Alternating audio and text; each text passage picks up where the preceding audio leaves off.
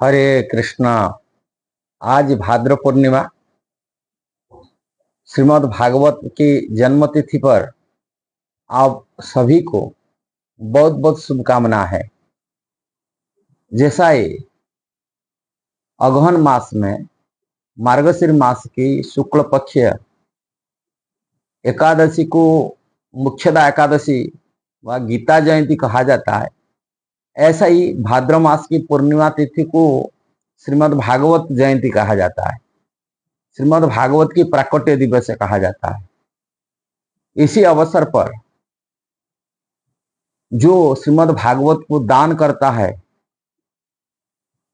कहा जाता है स्वर्ण सिंहासन पर श्रीमद् भागवत को रखकर कोई दान दिया, वो व्यक्ति को वैकुंठ में वास मिलता है, भगवान धाम प्राप्ति हो जाता है केवल दान मात्र करने से।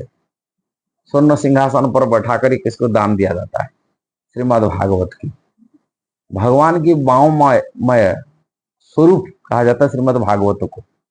भगवान की वाणी की अवतार श्रीमद् भागवत की प्रथम स्कंद में कहा जाता है, भगवान जो अपने धाम को गए तभी नमेसरन में मुनि ऋषि बोले, भगवान जो चला गया धर्म को केमिति बचेगा, धर्म को कौन स्थापन करेगा, भगवान कैसा यहाँ विराजमान करेंगे?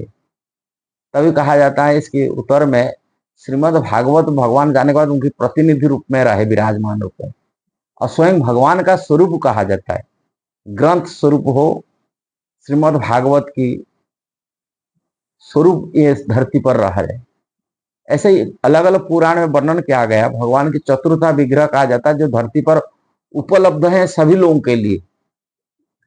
भगवान कैसा विराजमान है बोलते, श्रीमद् भागवतम, भक्त, तुलसी, गंगा, ये चतुर्था विग्रह रूप में कहा जाता है। भगवान की ये चार स्वरूप है जो कलयुग में धरती पर विराजमान है।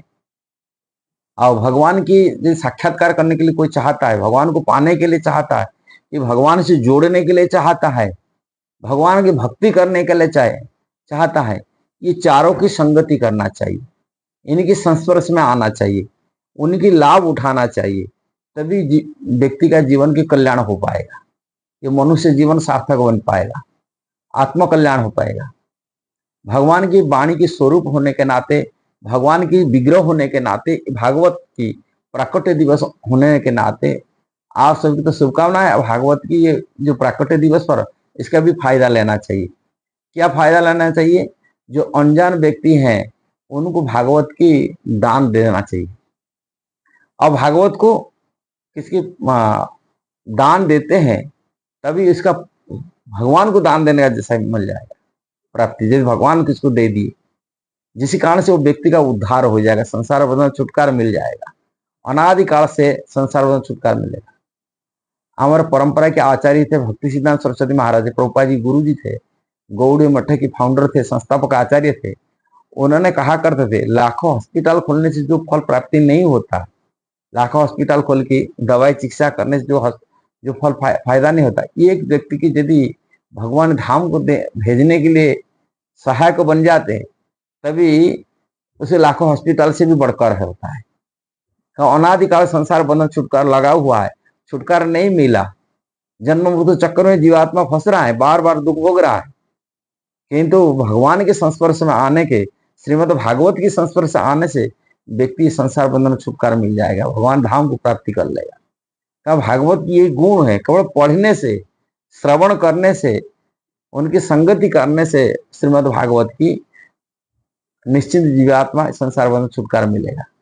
यही बात कहा गया। और व्यक्ति का समस्त संशय दूरीभूत करा देगा, आत्मज्ञान प्राप्ति करा देगा, भगवान से अन्यान्य भक्ति पैदा कर देगा और भगवान के धाम जाने के लिए प्रशस्त रास्ता मार्ग दिखा देगा श्रीमद् भागवतम।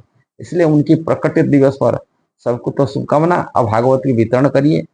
यदि किसी भक्तों के पास ये चाहते श्रद्धा पूर्वक पढ़ने के लिए, बहुत श्रद्धा रखा है, मैं भागवत पढ़ूं, मेरे पास उपलब्ध नहीं है, अर्थ की अभाव पड़ता है, हमारे साथ में संपर्क बनाए रखे श्रीमद् भागवतम, और हम उसको उपलब्ध कराने के लिए प्रयास करेंगे ठाकुर जी कृपा से। अब कोई दान देने के लिए चाहते हैं, भागवत को दान देने के लिए चाहते, किसी को देंगे, पात्र देंगे, अपात्र मिल जाएगा, अपात्र में सत्पात्र में देने के लिए कोई चाहता है वो भी संपर्क करिए हमारे नंबर में 9897538392 हमारा नंबर है, मैं नीचे दे रहा हूँ। संपर्क करिए, भागवत के स्पॉन्सर कर चाहते हैं भाद्र पूर्णिमा में वो हमसे संपर्क करिए। हरे कृष्णा।